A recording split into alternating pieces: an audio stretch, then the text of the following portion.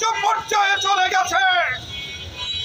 ফ্যাসিবাদ সেই লক্ষ্য নিয়ে আমরা 18 বছর এই বাংলাদেশে আন্দোলনের বীজ রচনা করেছিলাম। সেই আন্দোলন 2024 সালে ফ্যাসিবাদের পতন হয়েছে।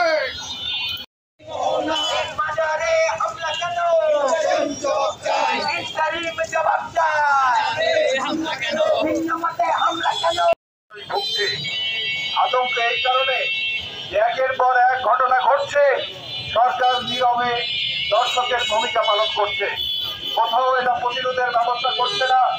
ঘটনা ঘটার অনেক পরে পুলিশ দিয়ে প্রশাসন দিয়ে হাজির হচ্ছে।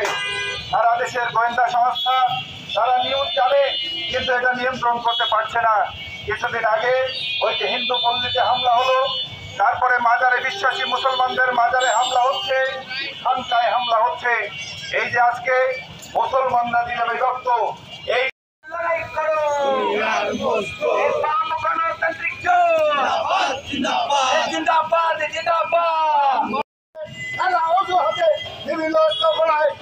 হামলা করে জনজীবন অতিষ্ঠ করে দিয়েছে। সমস্যা একদিকে, সমাধানের পথ আরেকদিকে। আমরা দেখেছি এই সময়ে ওই নেপালে একটি অভ্যুত্থান হয়েছে, নেপালে অভ্যুত্থানের মধ্য দিয়ে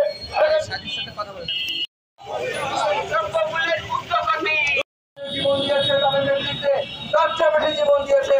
এই ছাত্রদের সমস্ত শিক্ষা ঠিক করে দেবে, রাষ্ট্রটা দায়িত্ব নেবে। আমরা আশা করেছিলাম শেখ হাসিনা আমল, তার আগের যে আমল, 15 বছর থেকে এই মালিকদের তাদের ষড়যন্ত্রে বেতন না দিয়ে 3 মাস 6 মাস বেতন দেয় না, অনেক ধরে 3 কাজ শ্রমিকদের আমরা দেখলাম। আমরা আশা করেছিলাম যে শ্রমিক ছাত্রের চেয়ে বেশি জীবন দিয়েছে, সেই শ্রমিকের পক্ষে সরকার আইন পাস করবে। আমরা দেখলাম এই